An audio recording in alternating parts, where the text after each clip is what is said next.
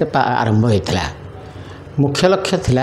जे जगन्नाथ संस्कृतिर प्रचार प्रसार एवं आमर पारंपरिक कला आम नहीं किपरि विश्व दरबार में उपस्थापन करें 25 वर्षर दीर्घ यात्रा या भितर सारा भारतर प्रति कोण अनुकोण में ये अनुष्ठान पहुँची एजेडसीसी तरफ हो एसजेडसीसी तरफ हो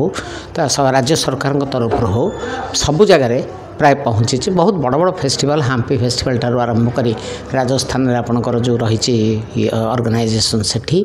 सारा भारत वर्षर प्रति कोण अनुकोण में बुली यही अनुष्ठान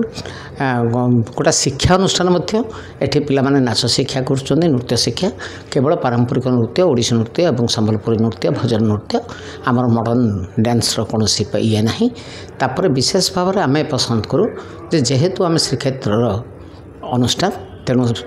श्रीक्षेत्र जगन्नाथ होउछन्ते ओडिया अस्मितार प्रतीक तेणु ओडिया अस्मिता जहाँ को आम सर्वभारतीय स्तर में उपस्थापन करें आशा रखीचु जे भविष्य निश्चित भाव में आम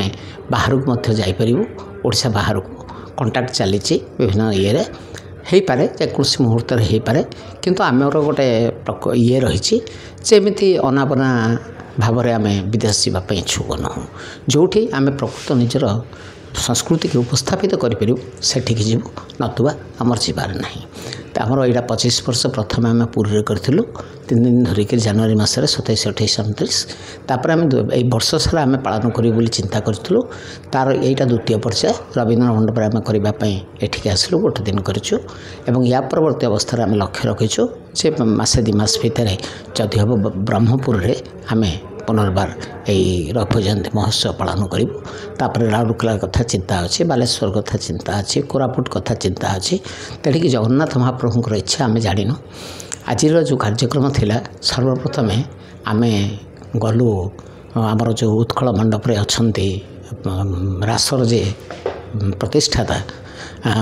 मोहन सुंदर देव गोस्वामी तांकर प्रतिमूर्ति माल्यार्पण कलु माल्यार्पण कर सारापर तापर महाप्रभुंर करपल्लव आम पुरी आनी से करपल्लव को आम विजे करी सेठू गोटे प्रोसेसन रे गोटे सांस्कृतिक शोभायात्रा आम मंच को आसिले मंच उपर प्रथम से करपल्लव को स्थापन कलु तापर कार्यक्रम आरंभ है ता भितर आम पुरी किसी महाप्रसाद टोकन महाप्रसाद माने आपनकर जो सुखिली महाप्रसाद मध्य नहीं आसी तुलसी लगे तुलसी मत आनी जहाँकि सर्वत माने जो मैंने आसी आज कार्यक्रम देखापी समस्त भितर बंटन कर सबुठ बड़ कथा हूँ जहाँ आमर उद्देश्य थिला प्रभु था पूर्ण कले आज रवीन्द्र मंडप जगन्नाथमय होगला जो कोलाहल जो प्रभुंर जय जय गान यहाँ ही सबुठ आम बड़ कथा एवं यही संस्कृति को नहीं आम आगू को बढ़ार चिंता रखीचु एवं पिला जो मैंने सुविपथगामी होती अन्य संस्कृति प्रति आकृष्ट होती आम चेष्टा करुँ ना आम संस्कृति आम आगू को जापर जदि ताहले कहीं अन्य संस्कृति को आम आमर निजर कर आपणई नवा तेणिकी जहाँ प्रभुंर इच्छा आमर उद्यम सफल हो यहाँ आपण मानकर समस्त कामना आमर शिक्षा दिया होचे महारी नृत्य भी आम सारा भारत वर्ष बुली सारूँ जेहेतु पुरी आरंभ होती महारी नृत्य आमर होचे आम आज ये भी करें किंतु समय स्वल्पता तापर गोटे स्कूल जेहेतु छोट पिलांकर किसी कार्यक्रम न रहिले जो पिला आम पाखे शिखुंट से उत्साह रही गार्डियन मान उत्साह रही तेणु से पिलाମାନଙ୍କୁ नहीं कार्यक्रम आम कलु एवं 3टी स्टोरी आम तैयारी करूँ जोटा कि प्रभुंर सबुठार प्रिय आपणकर गीत गोविंदर रचयिता होती श्री जयदेव उपर आम गोटे स्टोरी कलु जोटा कि ओडिसी छंदरे संपूर्ण रूप ओडिसी छंदरे तापर आम कलु गोटे पाला फर्माट्रे आम कलु विश्वरूप दर्शन जोटा कि केवल महाभारतर से जेलखाना भितर शकुनीर जेलखाना भितर बाहर को आसवा पर्यंत एवं तापर महाभारत युद्ध हवा एवं विश्वरूप जोठी महाप्रभु दर्शन कराउछन्ते एटा पर्यंत सेटा थिला तापर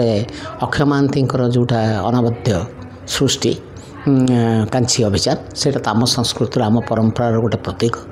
तेणु आमर वीरत्वर प्रतीक तेणु सेटा आम आज उपस्थापन करिछु स्वतंत्र शैली रे